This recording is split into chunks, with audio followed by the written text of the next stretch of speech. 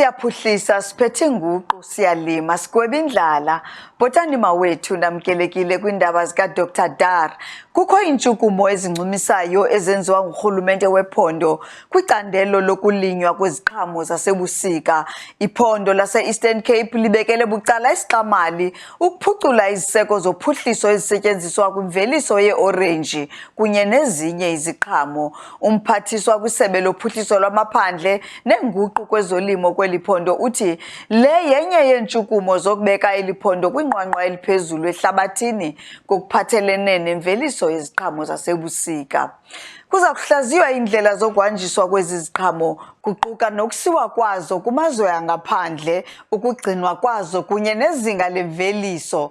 Umphathiswa wephondo uzingomba isifuba ngezi ntshukumo eqinisekisa ukuba oku kuzawukwenza i-Eastern Cape ihambe phambili ekuveliseni nasekuthumeleni ezi ziqhamo kumazwe angaphandle.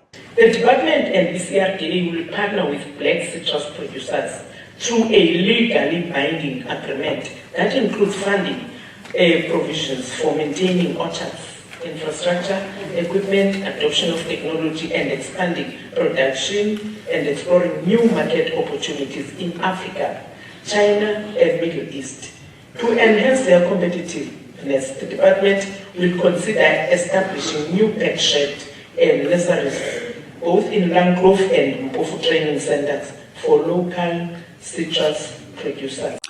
Ikhwelo lityala mawethu, masibhinqele phezulu sihambe siyokulima. Ndinithanda nonke emakhaya.